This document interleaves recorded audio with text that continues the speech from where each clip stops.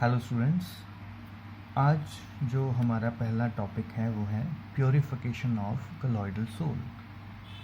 तो प्योरीफिकेशन का मतलब हम सभी को पता है। प्योरीफिकेशन मतलब अगर किसी कॉलॉइडल सिस्टम को हम ले रहे हैं, कॉलॉइडल सोल को ले रहे हैं, तो अगर उसमें कुछ इम्प्योरिटीज़ हैं तो हम वो इम्प्योरिटीज़ बाहर निकाल रहे हैं, तो उसे हम बोलेंगे प्योरीफिकेशन ऑफ कॉलॉइडल सोल। ठीक है। तो इसमें जो फर्स्ट मेथड है वो है डायलिसिस।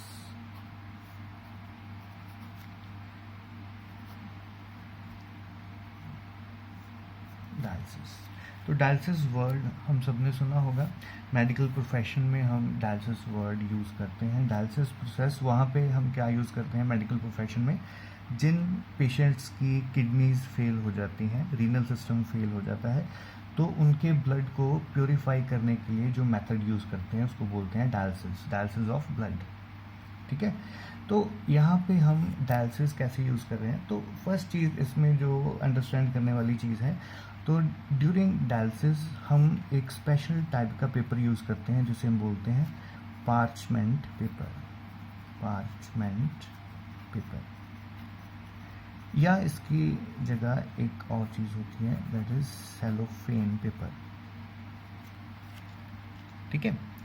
अभी ये क्यों यूज़ कर रहे हैं, इसकी क्या प्रॉपर्टी है और इसे यूज़ करने का पर्पस क्या है। सपोज करिए ये एक छोटा सा पीस है पार्चमेंट पेपर का, और इसमें छोटे छोटे पोर्स होते हैं, होल्स छोटे छोटे, ऐसे जो मैं शो कर रहा हूँ।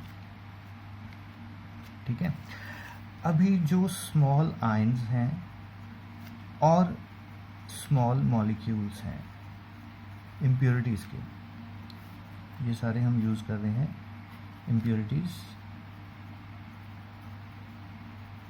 इम्प्योरिटीज़ में क्या आ रहा है, छोटे छोटे आयंस हैं, छोटे छोटे मॉलिक्यूल्स हैं।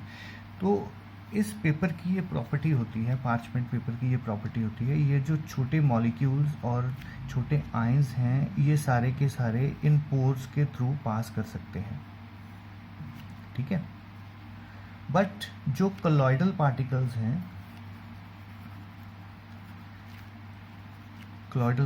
हैं वो इन पोर्स के थ्रू पास नहीं कर सकते। समझ आ रही है बात।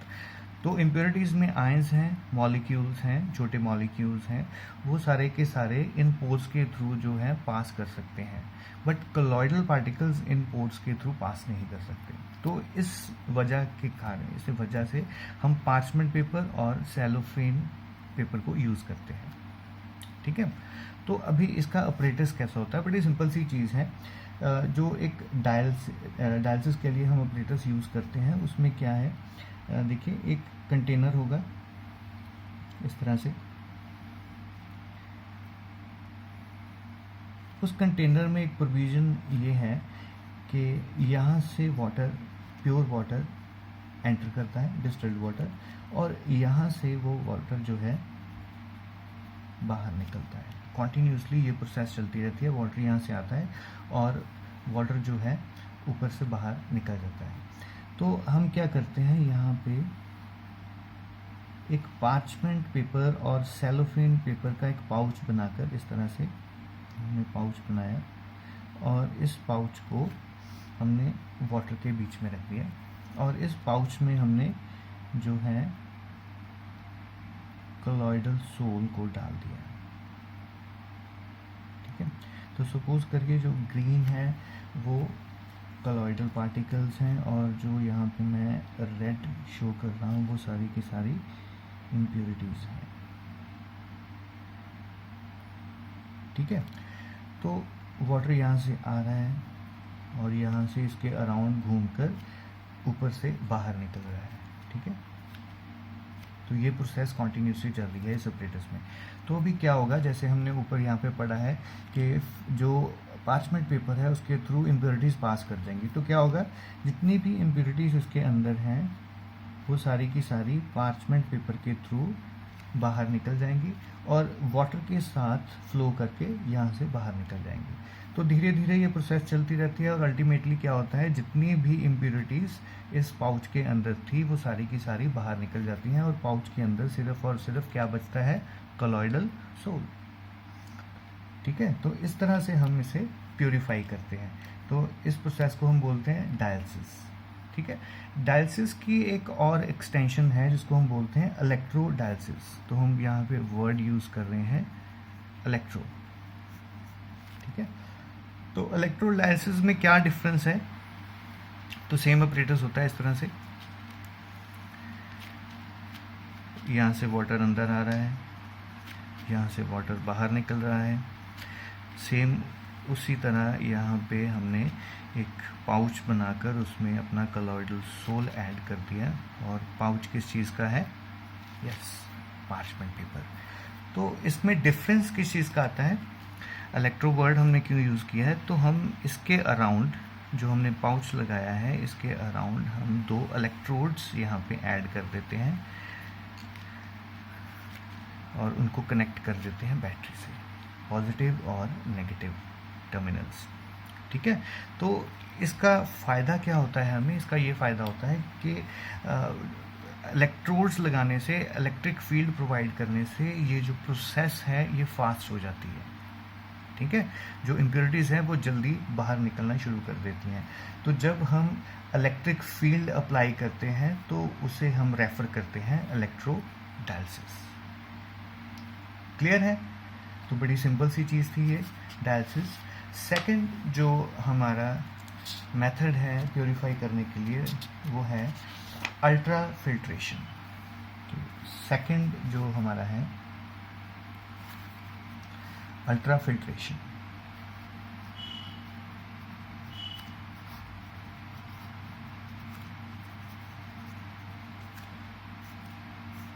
अल्ट्रा फिल्ट्रेशन में क्या है? इसमें हम specially designed filter paper use करते हैं। सेम उसकी वही प्रॉपर्टी है। अगर ये एक स्पेशली डिज़ाइंड फ़िल्टर पेपर है, उसका एक पीस है, ये उसके पोर्स हैं, तो पोर्स के जो साइज़ को हम इस तरह मेंटेन करके रखते हैं कि उसमें से इम्प्योरिटीज़ तो निकल सकती हैं,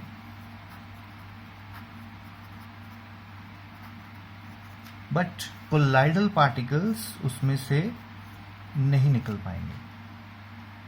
ठीक है, तो सिंपली हम क्या करते हैं, हम इसके अल्ट्रा फिल्टर के थ्रू हम क्या करते हैं, सॉल्यूशन को पास करते हैं। जब हम सॉल्यूशन को पास करेंगे तो उसमें से इम्प्योरिटीज़ जो हैं उसके पोर से निकल जाएंगी, बट कोलॉइडल पार्टिकल्स जो हैं वहाँ पे नहीं निकल पाएंगे, और हम उसको प्योरीफाइड कोलॉइडल सिस्टम को, कोलॉइडल पार्टिकल्स को अलग कर सकते हैं। ठीक है, समझ आ रही है बात? तो इसे हम बोलते हैं अल्ट्रा फिल्ट्रेशन। ठीक है, तो थर्ड जो मेथड है बहुत सिंपल है, वो है अल्ट्रा सेंट्रीफ्यूगेशन। Ultra centrifugation.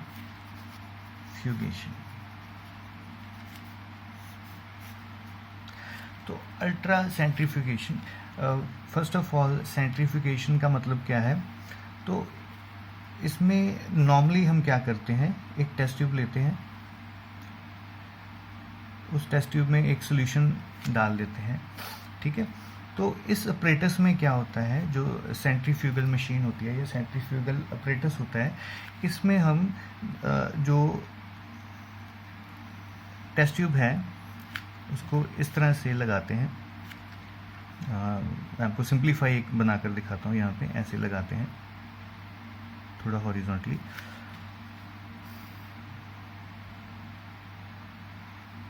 ठीक है, तो ये बहुत स्पीड से घूमता है ऐसे। ये प्लेट जो होती है जिसपे हमने टेस्ट ट्यूब्स लगाई हैं, ये कॉन्टीन्यूसली ऐसे घूमती रहती है। तो उसमें क्या होता है, जो पार्टिकल्स होते हैं इसमें, बिकॉज ऑफ जब सेंट्रीफ्यूगल फोर्स लगती है, सेंट्रीफ्यूगल फोर्स क्या आती है, जो सेंटर से बाहर की तरफ लगती है, तो इन पार्टिकल से भी क्या होता है, सेंट्रीफ्यूगल फोर्स लग रही है। तो फोर्स लगने के बाद क्या होगा, अगर हम इस टेस्ट ट्यूब को देखें, जब हमने इसको सेंट्रीफ्यूज किया, इसको घुमाना शुरू किया, तो जितने पार्टिकल थे उन सारे के सारे सेंट्रीफ्यूगल फोर्स के कारण यहाँ पे नीचे की तरफ मूव कर जाएंगे, और सारे के सारे पार्टिकल यहाँ पे नीचे कलेक्ट हो जाते हैं। तो इस प्रोसेस को बोलते हैं सेंट्रीफ्यूगेशन। ठीक है, सिंपल सी प्रोसेस है। हमने टेस्ट ट्यूब में जो भी हमने चीज़ प्रेसिपिटेट करनी है, जो दो पार्टिकल्स को, दो टाइप के फेजेस को अलग अलग करना है, तो हमने उसमें सोल्यूशन डाला, उसको सेंट्रीफ्यूग किया। सेंट्रीफ्यूग का करने का मतलब क्या है, हमने उसको तेज़ घुमाया, जिसके कारण सेंट्रीफ्यूगल फोर्स लगी पार्टिकल्स के ऊपर, पार्टिकल्स सारे के सारे बॉटम में कलेक्ट हो गए। समझ आ रही है बात? तो यहाँ पे प्रेसिपिटेशन होगी। तो ये है सेंट्रीफ्यूगेशन, ठीक है। तो अल्ट्रा सेंट्रीफ्यूगेशन क्या है, क्योंकि कोलॉइडल पार्टिकल्स ज़्यादा क्योंकि इन बिटवीन हैं, ट्रू पार्टिकल्स से थोड़े से बड़े हैं और सस्पेंशन पार्टिकल्स से थोड़े से छोटे हैं, तो इसके लिए हमें एक स्पेशली डिज़ाइंड अपरेटस यूज़ करना पड़ता है, जिसको हम बोलते हैं अल्ट्रा सेंट्रीफ्यूगेशन अपरेटस। तो इसकी प्रॉपर्टी क्या है, ये नॉर्मल जो सेंट्रीफ्यूगल मशीन होती है उससे थोड़ा सा ज़्यादा स्पीड पे रोटेट करता है, ठीक है। बाकी सारी जो इसकी प्रोसेस है वो उसी तरह ही होती है। हम कोलॉइडल सोल लेते हैं, उसको टेस्ट ट्यूब में डालते हैं, अल्ट्रा सेंट्रीफ्यूगेशन अपरेटस में डालते हैं, और उसको जब रन करते हैं उसके बाद जितने भी जो पार्टिकल्स हैं सारे के सारे जो है वो नीचे सेटल डाउन हो जाते हैं, ठीक है। तो जितनी भी इम्प्योरिटीज़ हैं वो सारी की सारी सोल्यूशन में रह जाती हैं, ठीक। और जितने भी कोलॉइडल सोल के पार्टिकल्स हैं वो सारे के सारे बॉटम पे सारे के सारे प्रेसिपिटेट हो जाते हैं।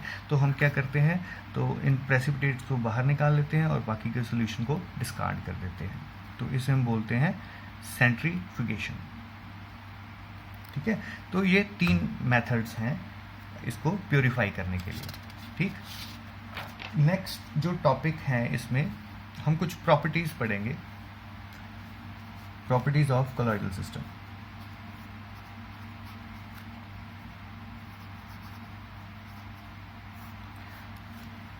ठीक है। तो फर्स्ट प्रॉपर्टी है जो कोलॉइडल सिस्टम है उसकी नेचर क्या होती है, हिट्रोजीनस।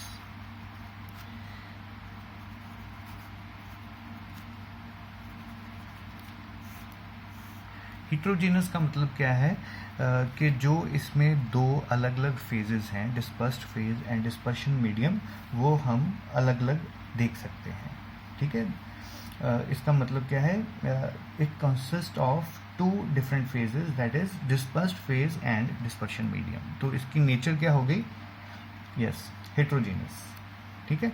तो सेकंड जो इसमें है जो आज हम एक स्टडी करेंगे, that is Brownian movement. Brownian movement. तो ब्राउनियन मूवमेंट क्या है, बड़ी सिंपल सी चीज़ है। अगर एक बीकर में हमारे पास कोई कोलॉइडल सोल है, ये उसका डिस्पर्शन मीडियम है और ये उसके डिस्पर्स्ड फेज के पार्टिकल्स हैं, तो ये जो पार्टिकल्स हैं ये कॉन्टीन्यूसली मूव करते रहते हैं, जिगजैग, कोई रैंडम मोशन में, यहाँ पे चले गए, ऐसे चले गए, ऐसे चले गए, ऐसे ऐसे ऐसे ऐसे, तो कॉन्टीन्यूसली इसमें जो मूवमेंट होती रहती है। तो इस मूवमेंट को, ये जो एक जिगजैग मूवमेंट है, इसे हम बोलते हैं ब्राउनियन मूवमेंट। समझ आए बात? एक पार्टिकल है, यहाँ पे गया, स्ट्राइक किया, यहाँ पे टर्न हो गया, फिर यहाँ पे आ गया, ऐसे चला गया, ऐसे चला गया, ऐसे चला गया, ऐसे चला गया। तो एक जिगजैग पाथ है, रैंडम पाथ है, कोई ऐसे नहीं कि पर्टिकुलर पाथ जो है वो फॉलो करता है। तो एक सिंपल सा एक पाथ होता है, रैंडम पाथ होता है, तो वो ऐसे घूमते रहते हैं। तो इस मूवमेंट को, रैंडम मूवमेंट को, जिगजैग मोशन को, जिगजैग मोशन, इसको हम बोलते हैं ब्राउनियन मूवमेंट। तो ब्राउनियन मूवमेंट, ये जिगजैग मोशन आता क्यों है, तो पार्टिकल्स, सपोज करिए ये जो रेड वाले हैं ये डिस्पर्स्ड फेज हैं, मैं थोड़े बड़े बड़े बना रहा हूँ, ये डिस्पर्स्ड फेज के पार्टिकल्स हैं, और इसके अराउंड यहाँ पे जो ग्रीन वाले हैं ये सारे के सारे डिस्पर्शन मीडियम है। तो डिस्पर्शन मीडियम को हम अलग कलर से शो कर रहे हैं, ठीक है। तो अभी इसमें क्या हो रहा है, जो डिस्पर्स्ड फेज के पार्टिकल्स हैं वो ऐसे, सपोज इस पार्टिकल को हम कंसिडर कर रहे हैं, तो वो पार्टिकल मूव किया और सामने डिस्पर्शन मीडियम का एक मॉलिक्यूल था, उससे स्ट्राइक किया, ठीक है। तो उसने अपनी डायरेक्शन चेंज करके यहाँ से पलटी। यहाँ पे क्या हुआ, एक और डिस्पर्शन मीडियम का मॉलिक्यूल था, ये उसके साथ स्ट्राइक किया, फिर उसने अपनी डायरेक्शन चेंज कर ली, फिर इस तरफ चला गया, यहाँ पे स्ट्राइक किया एक और मॉलिक्यूल के साथ, फिर इसने अपनी जो डायरेक्शन चेंज कर ली, फिर यहाँ पे गया। तो इस तरह से कॉन्टीन्यूसली ये स्ट्राइक भी करता जा रहा है और अलग अलग डायरेक्शंस में मूव भी करता जा रहा है। तो ऐसे सारे के सारे जितने पार्टिकल्स हैं वो कॉन्टीन्यूसली सॉल्यूशन में घूमते रहते हैं। तो इस मूवमेंट को हम बोलते हैं ब्राउनियन मूवमेंट। ठीक है, तो आज के लिए इतना ही करते हैं, बाकी प्रॉपर्टीज़ इसकी नेक्स्ट लेक्चर में हम करेंगे। तो थोड़ा सा एक रिक्वेस्ट है सभी स्टूडेंट्स से, थोड़ा सा जल्दी आप इसको कैरी करिए। मुझे बहुत टाइम लगता है, मैं वीडियोस के व्यूज़ देखता रहता हूँ, कब इसके 34, 35 या 40 के आसपास व्यूज़ होंगे तो मैं नेक्स्ट वीडियो अपनी ऐड ऑन करूँगा। तो आप बहुत टाइम लेते हैं, पता नहीं क्यों, पर बहुत ज़्यादा टाइम ले रहे हैं। तो इसको 1-2 दिन में देख लीजिए करिए, तो नेक्स्ट वीडियो फिर मैं उसी के बाद ही ऐड करता हूँ जब आपके 40 व्यूज़ हो जाते हैं। तो मुझे होता है कि सभी ने एक बार सारे का सारा लेक्चर देख लिया है। ठीक है, तो कोशिश करो थोड़ी सी कि आप जल्दी करो। ठीक है, नोट्स इसके मैं अपलोड कर दूंगा, कॉपी कर लीजिएगा नोट्स। ठीक है, तो आज के लिए इतना ही बहुत है। थैंक यू, और आप अपने घरों में रहिए, सेफ रहिए, मम्मी पापा का ध्यान रखिए, अगेन एक्सरसाइज करिए, रात को देर तक ना जागिए, ज़्यादा सोइए, रेस्ट करिए, और ज़्यादा से ज़्यादा सिट्रस फ्रूट खाइए ताकि आपका इम्यून सिस्टम स्ट्रांग रहे। क्योंकि अभी यहाँ पे हमारे क्या हो रहा है, कोरोना केसेस इंक्रीज़ हो रहे हैं अभी। ठीक है, तो वही सेफ है जिसकी इम्यूनिटी स्ट्रांग है। तो इम्यूनिटी स्ट्रांग करने के लिए ज़्यादा से ज़्यादा विटामिन सी मतलब सिट्रस फ्रूट्स। तो सिट्रस फ्रूट पता है ना कौन से हैं, ऑरेंजेस हो गए, कीनू, लेमन्स, ठीक है, जो भी खट्टे मीठे फ्रूट हैं वो सारे के सारे ज़्यादा इंटेक करिए, एक्सरसाइज करिए, इससे आपकी इम्यूनिटी स्ट्रांग होगी। मम्मी पापा का ध्यान रखिए। Thank you.